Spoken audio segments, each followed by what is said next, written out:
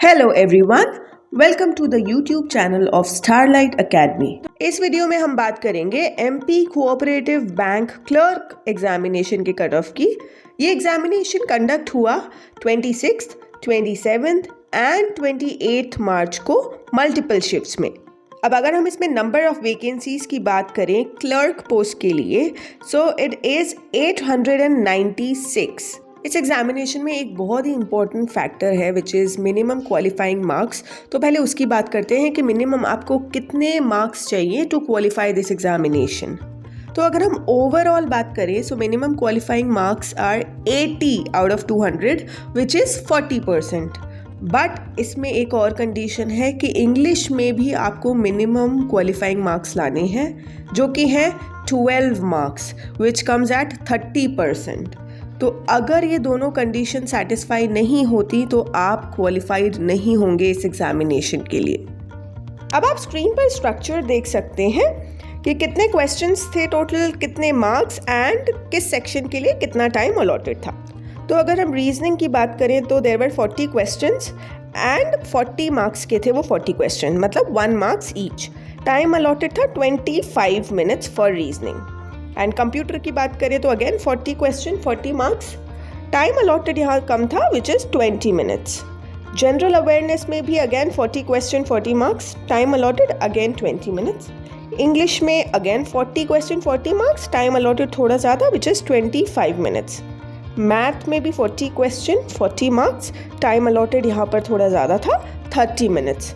तो अगर हम टोटल मार्क्स की बात करें तो 200 मार्क्स का एग्ज़ाम था जिसमें से आपको 40% क्वालिफाइंग चाहिए मिनिमम। सो 80 आउट ऑफ 200 तो आपको लाने ही हैं if you want to qualify, and minimum 12 marks required in English.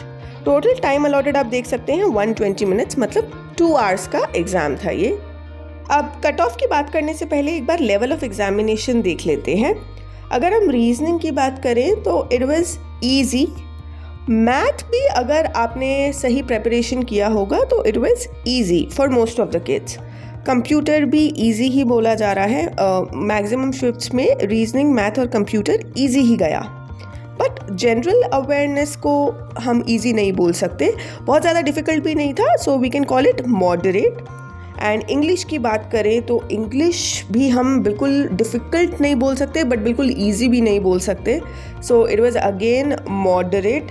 And not to forget कि इंग्लिश में हमें मिनिमम 12 मार्क्स रिक्वायर्ड हैं, तो वो लाना थोड़ा सा डिफ़िकल्ट हो सकता है अगर हम लेवल देख के चलें इंग्लिश का। तो सो यस, अगर हम ओवरऑल लेवल ऑफ एग्जामिनेशन की बात करें, overall difficulty level we can say easy to moderate.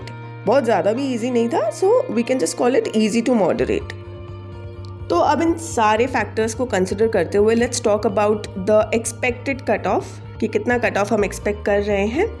For UR category we are expecting around 142 to 145, EWS के लिए 136 to 140, OBC के लिए 132 to 138, SC कैटेगरी के लिए 125 to 130 एंड ST कैटेगरी के लिए 115 to 120।